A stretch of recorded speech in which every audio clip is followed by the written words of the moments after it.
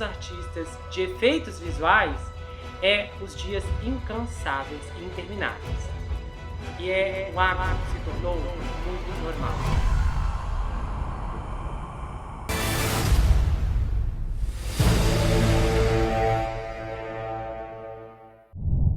Ei pessoal, bem-vindos a esse canal, eu sou Gustavo Negreiro, seu psicanalista favorito, e hoje nós estamos no segundo episódio da série O Lado Oculto da Marvel, uma minissérie que tem focado especificamente nos escândalos e na implosão mais recente que tem a ver com a equipe de efeitos visuais, as inúmeras denúncias que esse pessoal do VFX tem relatado nos últimos meses, e eu fiz uma pesquisa muito completa, muito vasta, eu fui atrás de muitos depoimentos, e esses 3 episódios iniciais é focado justamente nesse lado. Nos episódios posteriores nós vamos ver outros ângulos, e acredite, você vai ficar chocado com a quantidade de informações, de coisas que você pensava que aconteceram de um jeito, mas na verdade aconteceram de outra, e esse é um império bastante complicado e delicado mesmo. Se você quiser encontrar o episódio anterior, você pode se encontrar na playlist, você acha com facilidade aqui o link fixado no primeiro comentário. E nesse momento eu já quero agradecer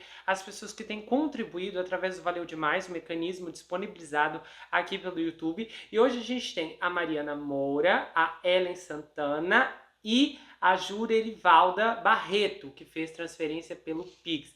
Eu agradeço muito a contribuição de vocês, eu fico contente pelo apoio e de quem pode estar ajudando. Eu realmente sou muito grata, eu desejo que vocês possam receber toda espécie de multiplicação, de abundância na vida de vocês, e eu agradeço essa gentileza e cuidado com o canal. Lembrando que você encontra várias atrações se você quiser ir na página principal, lá tem as seções, tem as categorias, ou os links e os nomes das histórias você acha tudo aqui no primeiro comentário também, então você não tem como se perder. Confira as atrações do canal, confira as histórias Pássaro Negro, as atrações do 24 Horas na Mira e as histórias independentes do Na Mira, ok? E a gente vai começar o episódio agora.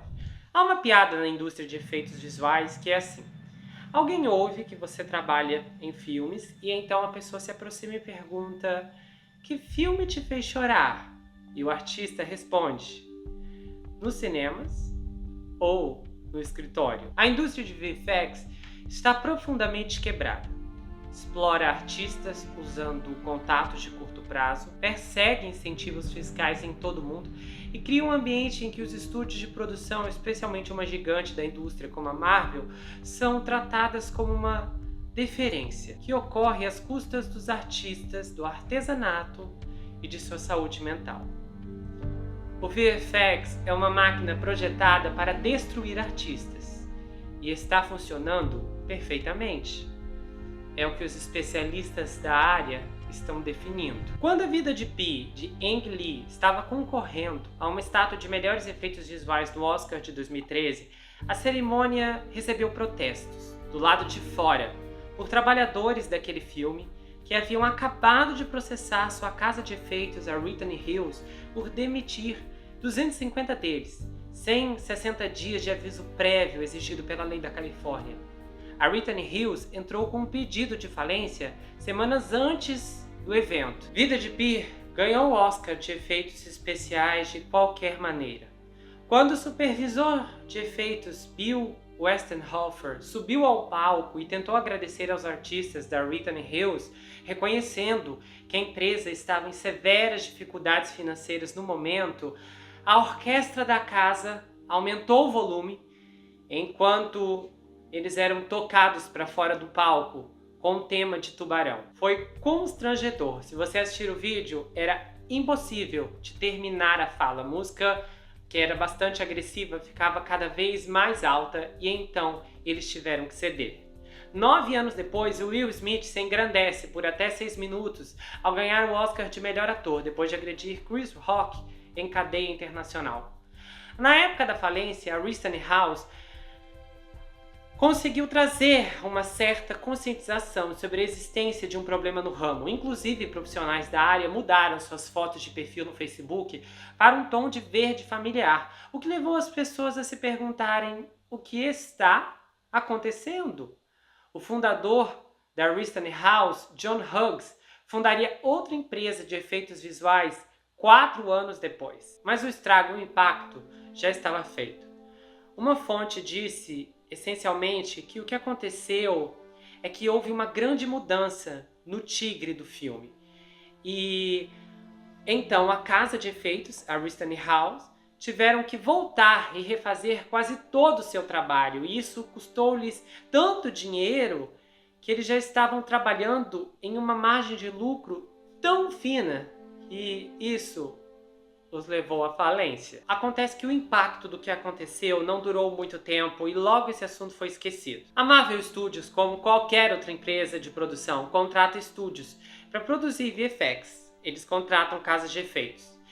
E para trabalhar para a Marvel ou qualquer uma das 5 ou mais empresas de produção que estão solicitando trabalhos de efeitos visuais de grande orçamento, e isso é o que mantém os estúdios de efeitos visuais funcionando, as casas de efeitos continuamente subestimam uns aos outros para atrair uma base de clientes cada vez menor. Funciona assim. Primeiro, a produtora envia um dossiê de tomadas que precisam de trabalhos de efeitos visuais. Os estúdios, as casas de efeitos, podem obter uma descrição da cena que simplesmente diz: uma nave alienígena aparece. Um produtor de lances em um estúdio revisará essas descrições de tomadas para criar uma estimativa para o lance. Mas isso é mais uma forma de arte do que uma ciência. Um membro da indústria descreveu essa espécie de leilão como uma corrida para o fundo do poço. E ele explicou o que há. Ele disse: olha, quando as grandes empresas de produção dizem que precisam de trabalho, as casas de efeitos visuais prejudicam tanto uns aos outros que quando finalmente conseguem um contrato, eles fazem lances tão baixos que têm a sorte de empatar. E isso força esses estúdios de efeitos visuais a operar com margens muito baixas. Ou seja, as casas de efeitos visuais acabam prejudicando umas às outras não de propósito, mas indiretamente por causa do desespero. A Marvel é tão prolífica e tem tantos projetos em andamento que eles precisam contratar dezenas de casas ao mesmo tempo em todo o mundo. Assim, não só a subcitação está acontecendo com base na competição doméstica, mas também com base na suposição de que outros países estarão explorando brechas trabalhistas e incentivos fiscais. Um coordenador de produção fez algumas declarações perturbadoras. Ele disse, olha, por exemplo, no Reino Unido, lá não tem horas extras pagas em nenhum setor. E porque eles não precisam pagar legalmente horas extras a ninguém, eles oferecem uma produção que pode custar 15 milhões. Então, para pegar o trabalho, um estúdio, uma casa de efeito do Reino Unido, pode dizer, bem, faremos isso por 10 milhões. Então, se eles acumularem 200 horas extras por semana em Londres, isso não afetará o resultado final. Não custará dinheiro ao estúdio, no caso, por exemplo, a Marvel, e a Marvel não tem nenhuma obrigação de pagar essas horas extras. Em tese, como as horas extras são necessárias para que o projeto seja concluído a tempo, tecnicamente, a Marvel poderia pagar para incentivar com que o trabalho seja concluído. Mas como esse incentivo não é obrigatório, as casas de efeitos precisam pressionar seus próprios funcionários para que eles façam essas horas extras sem expectativa alguma de receber qualquer pagamento por isso. O prazo de entrega é crítico, mas ainda assim precisa acontecer. O artista de efeitos visuais Sam, que trabalhou em 6 filmes da Marvel, concorda que ao longo de sua carreira há muitos altos e baixos. E ele disse, essas empresas de Londres são horríveis. Todas as empresas britânicas com as quais lidei foram realmente brutais. E aí que a gente entra na questão dos incentivos fiscais. Os incentivos fiscais baseados em localização também reduzem os lances em todo o setor. Se a Marvel gastar 10 milhões em um local com crédito fiscal de 30%, o governo pagará à Marvel 3 milhões após o pagamento da fatura. Então, para a Marvel, custará apenas 7 milhões em um serviço que eles estão comprando por 10 milhões, em um trabalho de casas de efeitos visuais.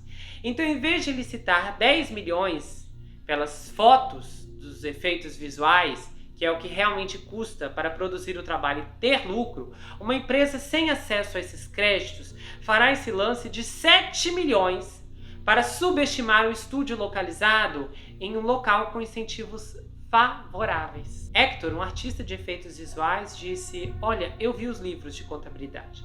Apesar de trabalhar em grandes filmes, as margens de lucro dessas casas de efeitos visuais estão na métrica de 1 dígito. E então, depois de tudo isso, a casa de efeitos visuais vai correr atrás do próximo projeto, que vai repetir exatamente o mesmo ciclo. E acontece que o próximo projeto provavelmente é mais um da Marvel. Quando Kevin Feige revelou a enorme lista de filmes e séries de televisão que vão compor a fase 5 da Marvel, era possível ouvir o gemido coletivo vindo dos artistas de efeitos visuais. Um desses artistas, Jason, disse: "Olha, a fase 5 da Marvel vai dominar muitas das carreiras dos meus amigos. E todas essas linhas do tempo desses filmes, o prazo estimado para esses lançamentos é absurdo, isso nunca vai parar. A carga de trabalho se torna agonizante e nós estamos cansados desses super-heróis. Mas os estúdios dependem do trabalho de super-heróis e da Marvel para sobreviver. Esses estúdios continuam se alimentando da mesma calha, porque o trabalho é abundante e a Marvel precisa de muitas pessoas e os artistas precisam de empregos.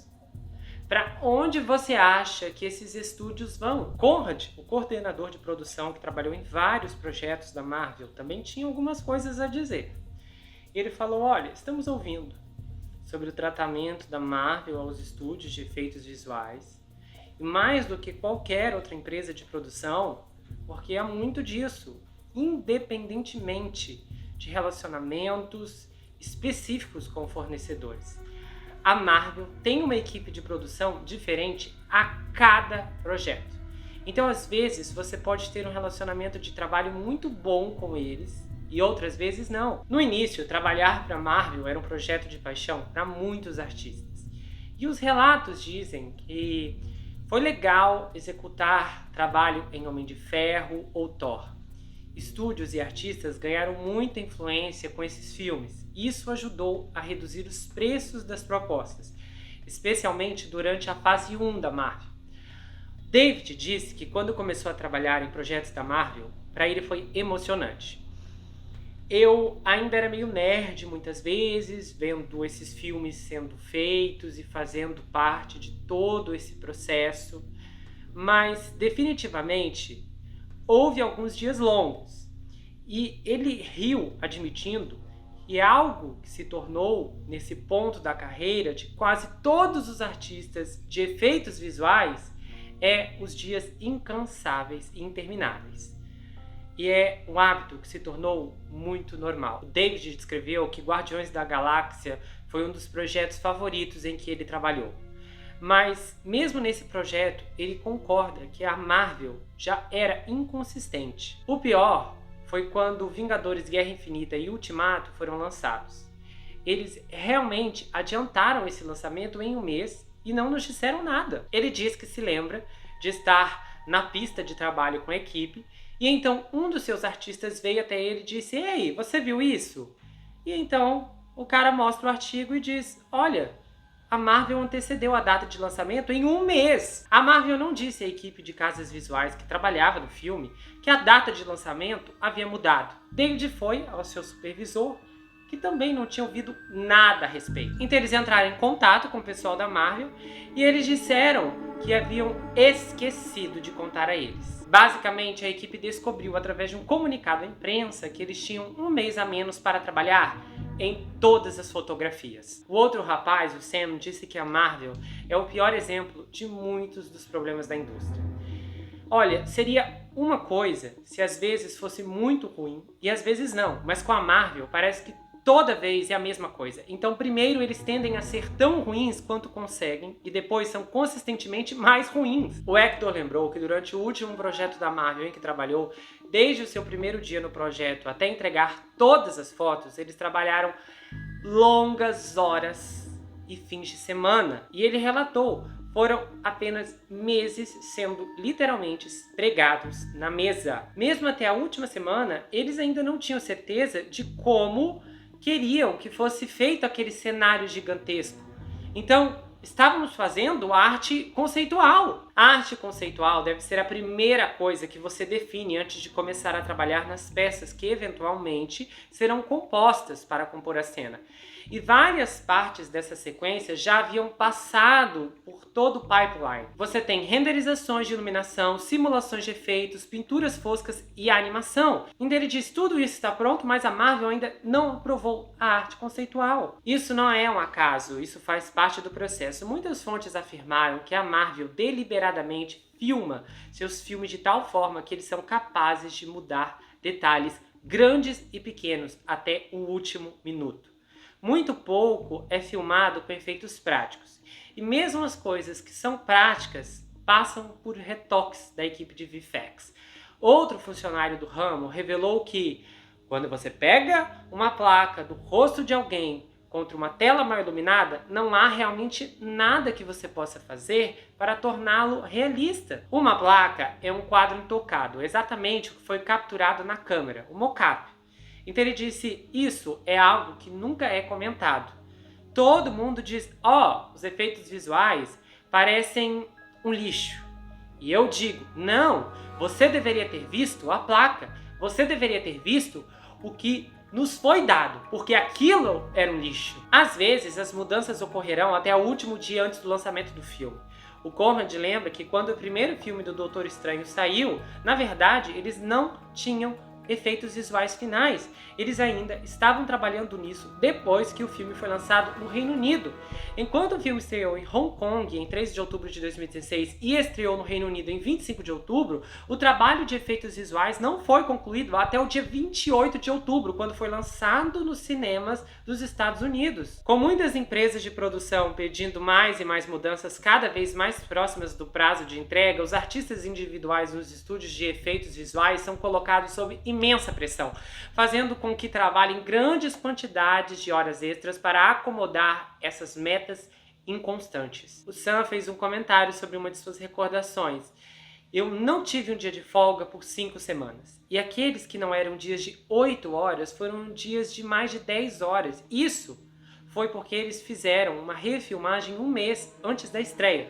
Então, literalmente, conseguimos filmar no final de dezembro para um show que estava previsto para estrear no final de janeiro. Essas histórias são comuns quando você conversa com artistas de efeitos visuais e geralmente chegam à mesma conclusão. A Marvel sofre de uma falta crônica de visão, que vem de ter um filme inteiro decidido por um comitê de pessoas, desde produtores, executivos, diretores, até o próprio Kevin Feige. A direção errática leva a resultados erráticos e o feedback sobre diários e sequências vem de todos os lugares, incluindo executivos e produtores que não estão em funções explicitamente criativas. Um funcionário chamado H disse, olha, eu já tive sequências inteiras sendo destruídas por alguém que nem deveria fazer parte do processo de feedback. E eu pensava, por que você tem uma opinião sobre isso? O Sam teve experiências semelhantes. Você recebe produtores que dizem, eu quero me envolver no processo artístico. E eu fico pensando, eu não peço para olhar suas planilhas, cara. Toda essa entrada dilui a visão, turva a direção e, por fim, separa o pipeline de produção. À medida que mais e mais pessoas são trazidas para fornecer informações em muitos estúdios e projetos diferentes, as mudanças se espalham por todo o projeto, fazendo com que centenas, se não milhares de horas de trabalho sejam refeitas em qualquer número de estúdios. Tudo isso porque alguém não gostou de um tom de azul ou precisava mudar o design da roupa para ajudar na venda de brinquedos. Alguns estúdios de efeitos visuais vão adiar essas mudanças mais do que outros, e muitas fontes notaram que a cultura do estúdio foi o fator decisivo para os artistas terem ou não que lidar com esse tipo de crítica dos produtores. Mas, em geral, essa dinâmica de poder é tão inclinada para a Marvel que eles podem pedir o que quiserem. E então a casa de efeitos visuais tem que descobrir como fazer isso acontecer. A falta de direção é o maior e mais consistente ponto de pressão para muitos desses artistas. O Sam se lembra de um logotipo em um terno que ele teve que refazer quase toda semana. O Conrad se lembra de trabalhar em uma cena para Marvel onde eles não sabiam o que queriam e então pediram ao estúdio para fazer 2 versões. A casa de efeitos descobriu qual versão a Marvel escolheu quando viram o filme lançado. O Hector viu sequências massivas serem descartadas em uma semana após a entrega de fotos que levaram 2 ou 3 semanas para serem construídas. E ele disse, toda visão muda completamente. E eu entendo isso. Você quer que seus diretores tenham controle do produto final, mas do ponto de vista dos artistas, você precisa de uma direção para seguir. E a Marvel tem essa maneira muito dura de se comunicar com os fornecedores, onde eles são muito cínicos e muito rudes. Como se você tivesse a sorte de receber constantes revisões e notas deles. Fontes também afirmaram que essa constante mudança de visão é impulsionada pela capacidade egomaníaca de exigir mudanças e vê-las aquecidas em vez de considerar o tipo de mudança que realmente afetará a história. O H disse, ninguém está responsabilizando a Marvel. Então eles não se importam, eles são como se lasquem vocês. Podemos fazer quantas mudanças quisermos e vocês só têm que entregar. Essas mudanças podem ser grandes e o Sam descreveu um incidente em que um ator foi filmado em um traje prático e o estúdio decidiu que o traje estava errado. E essas mudanças podem ser gigantescas. O Sam descreveu um incidente em que um ator foi filmado em um traje prático. Depois das gravações, o estúdio decidiu que era o traje errado. Então, eles disseram, olha, vocês vão ter que substituir o corpo inteiro dele. Apenas a cabeça ficou de fora dos efeitos especiais. Tudo isso é feito sem reajustar o resultado final da oferta, o que significa que os estúdios geralmente não podem contratar mais artistas durante o período de crise ou arriscam que a porcentagem de lucro de um dígito vá para o vermelho. Solicitar continuamente ajustes, alterações e edições nas tomadas é chamada de sofrido pixel, porque as edições nas tomadas se tornam cada vez mais minuciosas até que os artistas estejam literalmente editando um único pixel em uma foto e enviando-o para a reaprovação. E toda vez que um artista é picado por um pixel, geralmente acaba custando dinheiro às casas de efeitos visuais. A direção errática dos filmes da Marvel leva a resultados erráticos. E é por isso que muitas vezes os espectadores veem um trabalho de VFX incrivelmente nítido e realista em uma cena e 2 minutos depois o trabalho do VFX parece instável e apressado, porque em muitos casos é realmente isso que acontece. Todas as casas de efeitos visuais que a Marvel contrata são capazes de produzir um trabalho de excelente qualidade, mas muito poucos têm a oportunidade de fazê-lo, devido à maneira como a Marvel direciona os fornecedores. Nesse ponto, a Marvel usa tantos efeitos visuais em seus filmes que todos os filmes da Marvel podem ser considerados filmes de animação. A Disney e as suas subsidiárias, que incluem a Marvel, provavelmente respondem por cerca da metade do trabalho de efeitos visuais que está sendo encomendado no momento. Então, se os estúdios de efeitos visuais querem continuar no mercado, eles precisam manter a Marvel feliz. Essa é a definição assustadora que os artistas deram em seus relatos. É difícil identificar exatamente quando as coisas começaram a realmente ficar ruins para a indústria de efeitos visuais. Algumas fontes disseram que chegar no ponto em que a indústria chegou agora era inevitável. Era como um sapo em uma panela. Outros lembraram de projetos específicos que se tornaram pontos críticos para o setor, incluindo o 3º filme de Piratas do Caribe, que foi lançado em 2007, também da Disney, Game of Thrones, a série aclamada da HBO, que começou em 2011, e depois As Aventuras de Pi, em 2013. Para Piratas do Caribe no Fim do Mundo, o Sam lembrou que a Disney fez exigências cada vez maiores aos estúdios de efeitos visuais. Mas mesmo assim, eles conseguiram realizar o projeto, apesar da enorme falta de tempo. E ele disse, muitos de nós na indústria percebemos aquilo como uma coisa muito ruim, porque reconhecemos que nunca conseguiríamos mais do que aquela quantia de dinheiro ou aquela quantidade de recursos, porque terminamos Piratas do Caribe no prazo. E foi exatamente isso que aconteceu posteriormente. O H comentou que as produtoras estão empurrando prazos irreais para obter efeitos visuais. Game of Thrones foi uma das séries mais difíceis de trabalhar, porque você está produzindo efeitos visuais de 1 hora de duração com qualidade de filme. Só que 10 vezes na mesma quantidade de tempo que você teria para fazer um único filme. Eu trabalhei em talvez 2 shows, séries de TV, onde eles realmente tinham um orçamento e cronograma realistas. Normalmente, você sabe que provavelmente não está trabalhando com o que precisa. O Conrad se lembrou com tristeza de trabalhar na última temporada de Game of Thrones, que teve 6 episódios com um lançamento semanal no domingo. Ele relatou que eles trabalharam longas horas, além da carga normal de trabalho, principalmente na sexta-feira à noite, para poder terminar os episódios, no caso o episódio da semana, porque eles simplesmente, a HBO, não tinha decidido o que eles queriam. Os estúdios de efeitos visuais não estão sofrendo com a falta de trabalho, mas porque se exige muito deles, sem compensação adicional. Ele fez uma definição interessante dizendo, olha, imagine que você pede uma pizza e pouco antes dessa pizza ser entregue, você liga e pede uma pizza totalmente diferente. Mais noz, mais alho, e essa pizza tem que chegar à sua casa 20 minutos mais rápido.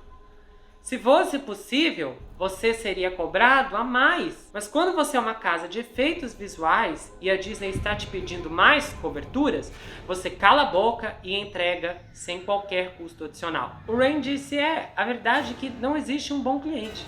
Realmente, não há um bom cliente. O Sam disse que os estúdios que isolam os artistas dessas demandas são poucos e distantes entre si. Alguns estúdios de efeitos visuais agem apenas como uma passagem. A atitude deles é que tudo o que o cliente pede é problema dos artistas e os artistas têm que lidar.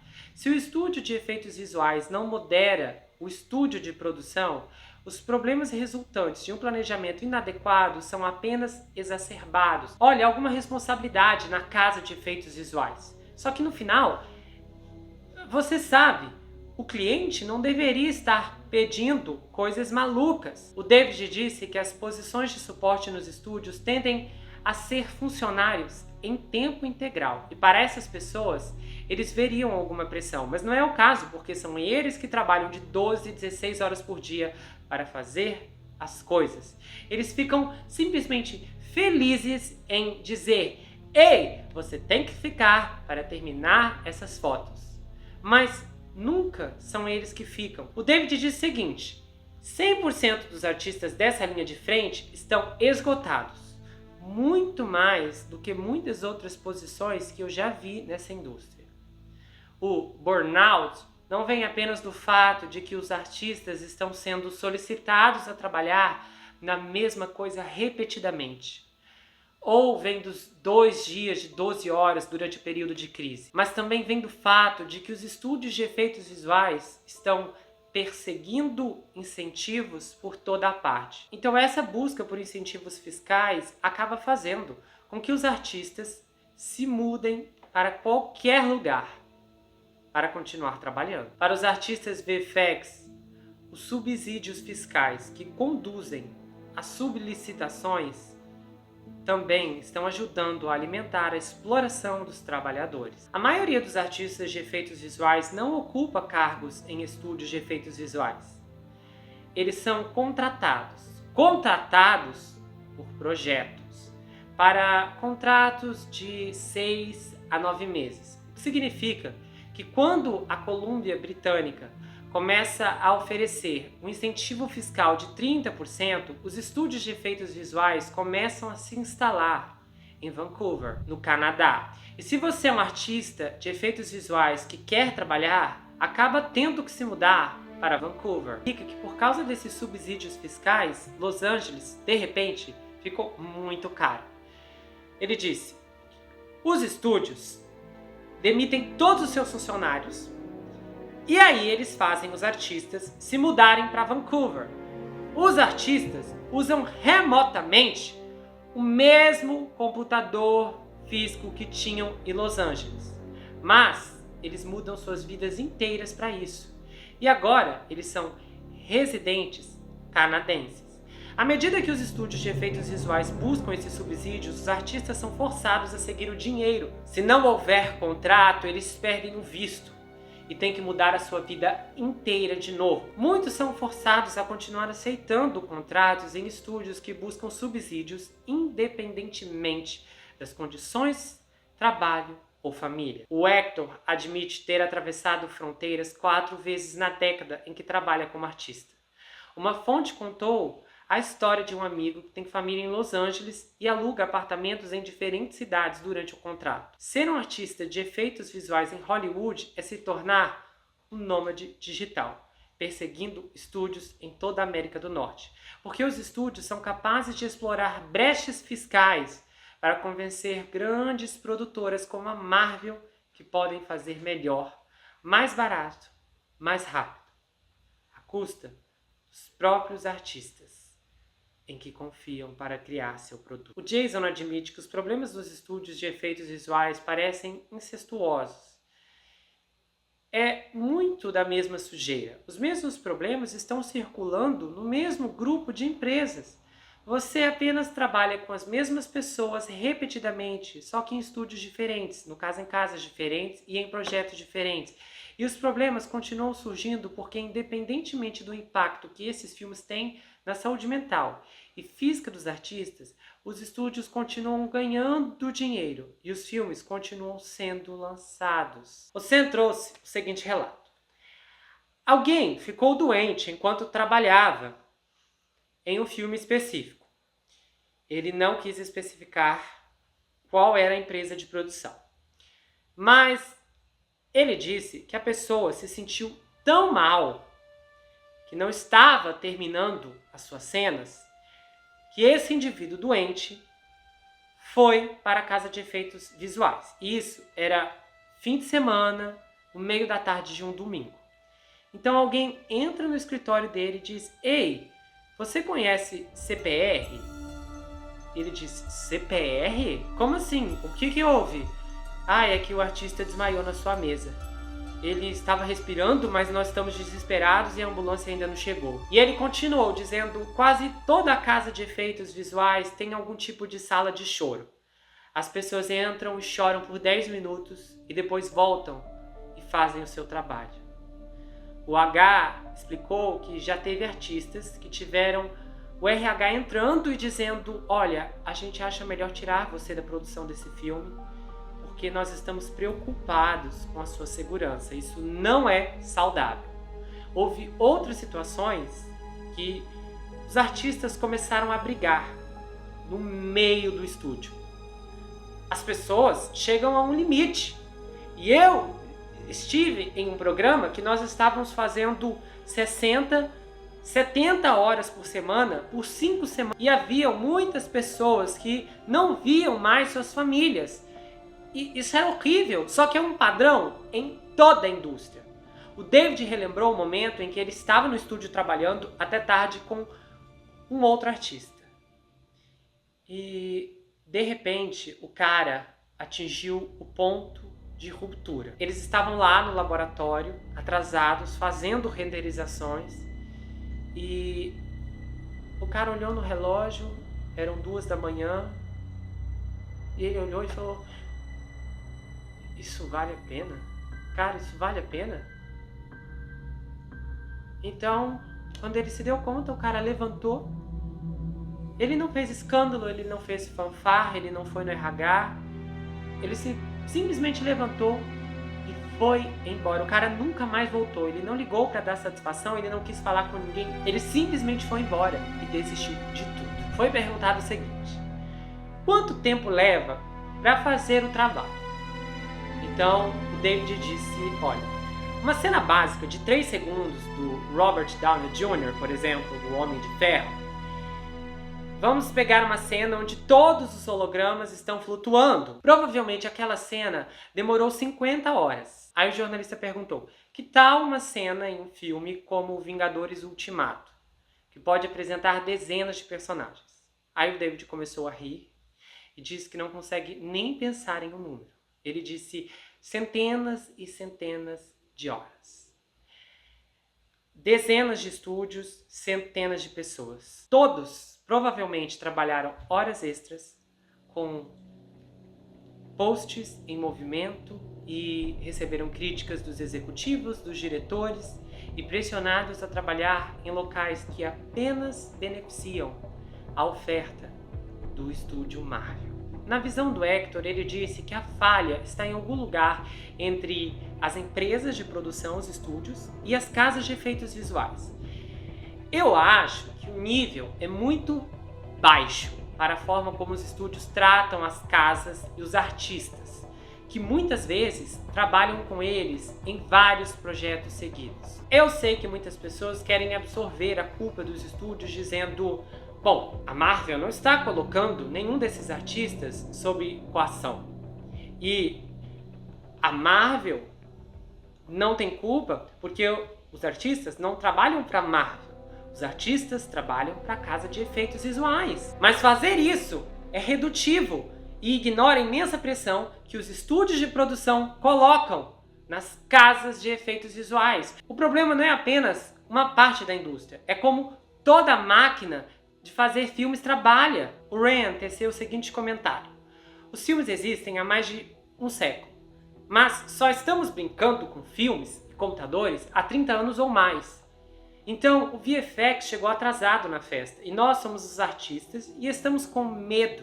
Achamos que se fizermos alguma coisa errada, ninguém nunca mais trabalhará conosco. O Senna afirmou o seguinte: a sindicalização está completamente contra nós. Os estúdios de efeitos visuais passam por tantos artistas tão rápido que quando você consegue pessoas suficientes para assinar cartões e realizar uma votação, pode não haver apoio popular ou o mesmo tipo de estrutura voluntária interna necessária para formar o sindicato. Enquanto muitas fontes expressaram o desejo de mover a indústria para se organizar em uma estrutura baseada em sindicatos, os artistas estão divididos sobre como fazer isso, como vimos no episódio anterior. Muitas pessoas que querem que as casas de efeitos visuais sejam sindicalizadas acreditam que isso vai colocar poder nas mãos dos próprios artistas. Outros pensam que uma guilda comercial maior e abrangente seria a melhor maneira de lidar com clientes arrogantes, o que abriria caminho para melhores condições de trabalho em estúdios individuais. Só que o risco é alto. Se as casas de efeitos visuais forem sindicalizadas, o que supostamente significa que os artistas podem exigir mais dinheiro, melhores condições de trabalho e limitar a quantidade de controle que os clientes têm para exigir mudanças de alto nível, principalmente de última hora, significa que grandes produtoras como a Marvel terão menos probabilidade de aceitar uma oferta desses estúdios de efeitos visuais. Porque se um artista de uma empresa sindicalizada tentar trabalhar em outro lugar, não há nada que impeça os estúdios de efeitos visuais de olhar para sua história sindical e decidir não contratá-lo. Porque, novamente, a maioria dos artistas são nômades digitais que percorrem vários estúdios ano após ano atrás de trabalho. A ameaça de ser colocado na lista negra por qualquer motivo paira sobre toda a indústria. O VFX é um esforço de equipe. É um comércio especializado que requer trabalhar com tecnologia e software extremamente caros para produzir resultados. O artista não pode se vender como uma casa de uma pessoa. Ele só pode se vender para uma casa de efeitos visuais. Portanto, o pensamento de fazer algo errado e ter a entrada negada em qualquer um desses estúdios é incrivelmente intimidante.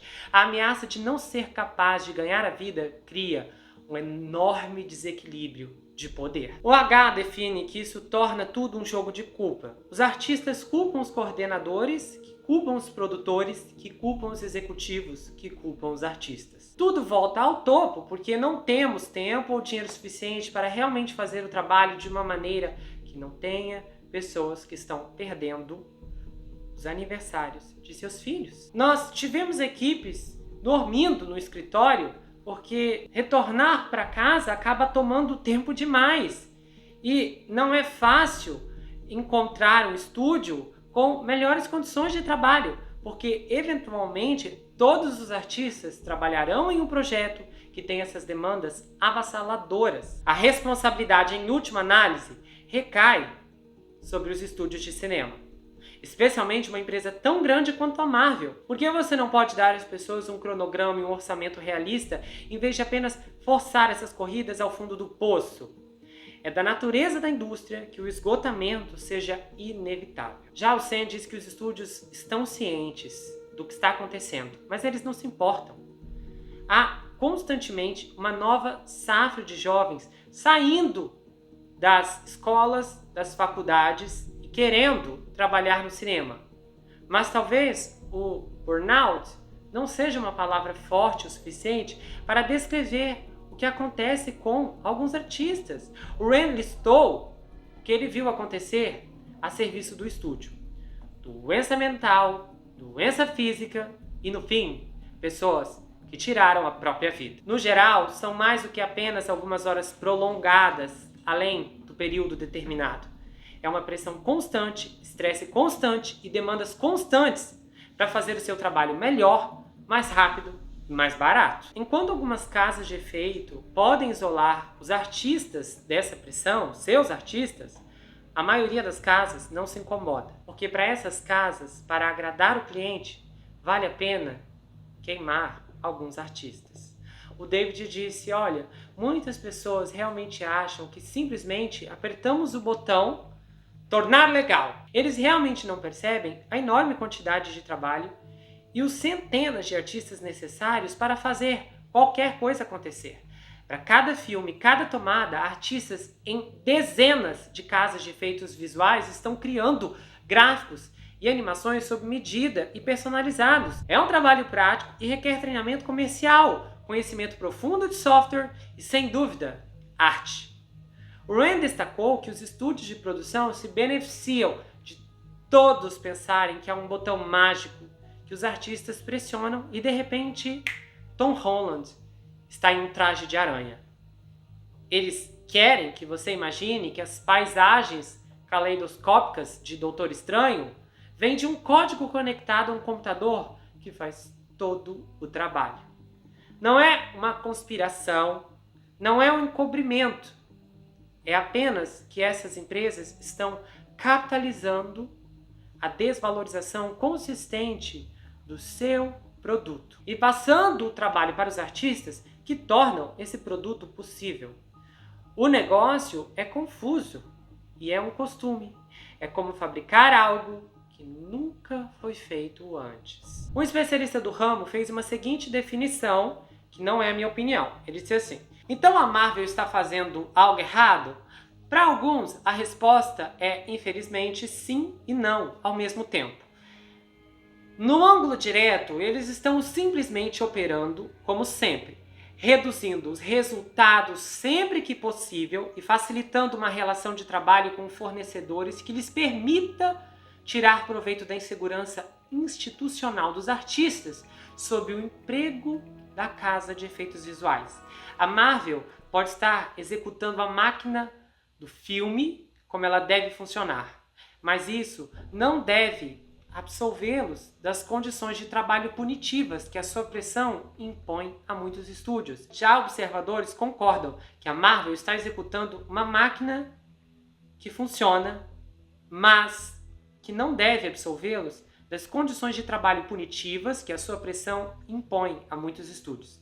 A máquina precisa ser refeita como prioridade no bem-estar e no desenvolvimento dos artistas que realmente fazem o trabalho personalizado, técnico e fundamental, que faz as pessoas rir, gritar e chorar nos cinemas, em vez de adotar uma mentalidade de cliente em primeiro lugar, que permite a exploração desenfreada dos trabalhadores. A indústria dos blockbusters é inegavelmente construída nos costumes de artistas de efeitos visuais. E se continuar do jeito que está atualmente, vai quebrar. E vai levar os filmes como os conhecemos. E é interessante ressaltar que nenhuma das fontes que contribuiu para o relatório investigativo que compôs o primeiro episódio e esse segundo episódio estava disposta a usar seus nomes reais para qualquer uma das entrevistas e depoimentos. Todos pediram aos jornalistas para que seus nomes reais não fossem usados. E a maior parte para anonimizar em quais projetos eles trabalharam.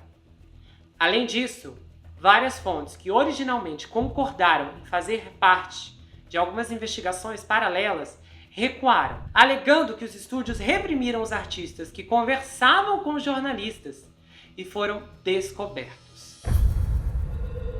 Bom, vamos lá. Eu acho que vocês viram a densidade da situação toda e ela fica muito mais complexa. A gente ainda vai ter mais um episódio focado no depoimento dessas pessoas e, como vocês puderam observar, são vários ângulos e vários problemas. Uma coisa que eu pensei muito foi essa tranquilidade dos estúdios que fazem esses filmes, que especificamente são dependentes dos VFX, CGI, efeitos visuais, etc., se acomodarem do ponto de, bom, essa equipe resolve isso, então filma do jeito que tá e vai do jeito que tá. Vocês viram, eu contei a experiência, um pouco do processo de como funciona o trabalho de edição aqui no canal. Todo mundo que está por dentro de qualquer tipo de edição que você faça para uma empresa, para canal, ou até mesmo para qualquer outra área, né? Quem trabalha com edição de vídeo sabe como a demanda exige uma logística gigantesca e uma mão de obra astronômica. Acontece que esse se inclinar deixa a equipe de pós-produção cuidar, a equipe resolve, vai dar tudo certo depois com o computador, é uma coisa que realmente eu consigo ter essa noção que se torna um comportamento habitual, porque eu posso tirar, por exemplo, o meu próprio comportamento aqui. Às vezes há gravações, textos, roteiros, que eles são incrivelmente mais difíceis de gravar do que outros. E obviamente, quando isso acontece, a gravação se transforma em um período de longas horas, porque isso depende ali da história da gravação. Existem algumas coisas que literalmente tornam uma gravação mais pesada e outras menos pesada. E o que acontece? No processo de gravação, eu mesmo, já gravando, já falei, bom, depois na edição a gente resolve isso. De tão cansado que você tá, porque você precisa terminar, há um prazo aqui. Então eu mesmo sinto isso, às vezes eu gostaria de ter um prazo maior. Então, como você tem um prazo apertado, quando eu sento para gravar, que é uma experiência que muda toda a rotina, porque é um dia inteiro gravando, porque dificilmente eu sento para gravar apenas um vídeo, não vale. O processo de colocar luzes, câmera, checar isso, checar aquilo, colocar roteiro, testar, ver se tá tudo certo, leva muito tempo. Então não faz o menor sentido você sentar para gravar apenas um vídeo, por mais que essa ideia seria menos cansativa. Então, quando você tem esse prazo, você sabe que você precisa terminar. E o mérito da questão não é o volume da carga de trabalho. Ai meu Deus, a carga de trabalho são monstros. Não! O problema, o que está sendo discutido aqui é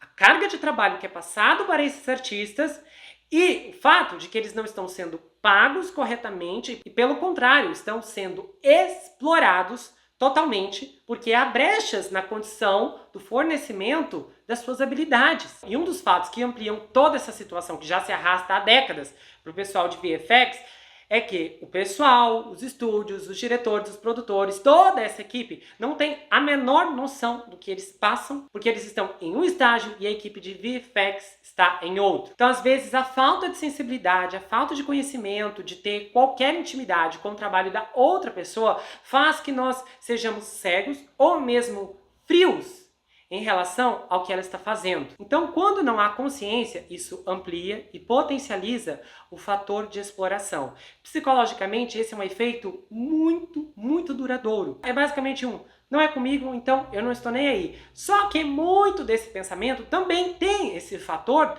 da total inexistência de observação que a equipe, no caso o pessoal da Marvel ou quem está na produção daquele filme específico, não tem a menor noção do que esse pessoal sofre, o que esse pessoal está fazendo e de como eles fazem isso. Então, por mais que eles tenham uma noção ou entendimento do que o que está acontecendo com a equipe de VFX é errado, eles não têm nem de longe a empatia, porque eles nunca viram pessoalmente toda essa carga de trabalho. Quando você não tem essa noção do que o outro está passando, você não consegue ter essa empatia porque você não entende os argumentos dele, você não entende o envolvimento, você simplesmente não entende essas palavras.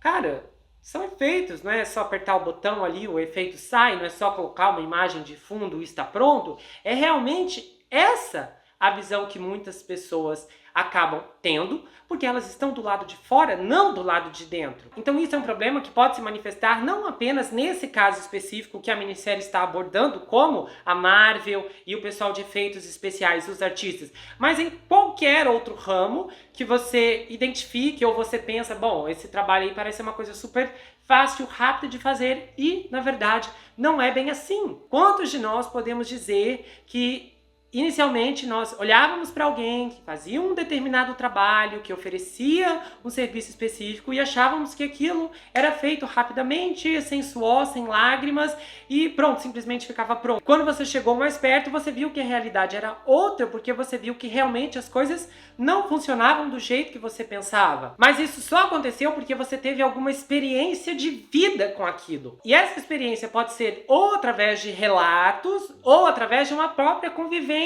O impacto da convivência pode ser muito maior porque ela gera uma sensibilidade ao que você está vendo diariamente. Uma coisa que você deve se perguntar é: será que aquela profissão, aquele trabalho que eu acho que é feito de forma tão fácil, é realmente produzido na facilidade com a qual você imagina? Será que fazer aquilo que você vê pronto todos os dias é realmente tranquilo assim? Todos nós olhamos para alguma coisa em específico e achamos, bom, isso aqui é mais fácil, isso aqui é mais difícil, e realmente isso é real. Existem trabalhos que são mais suados, existem trabalhos que, dependendo da condição, podem ser muito mais densos de trabalhar, ou seja, muito piores, e outros melhores. Mas isso não quer dizer que esse trabalho específico é feito com uma moleza, é feito num piscar de olhos. Então, hoje, realmente, eu acredito que todo trabalho tem um preço de esforço a pagar. Nós simplesmente, muitas vezes, não temos a noção disso porque nós não convivemos com aqueles profissionais. Mas quando muitas vezes, em uma reviravolta da vida, você acaba assumindo um trabalho que você nunca imaginou que faria, você se depara com aquela realidade de uau, eu não imaginava isso.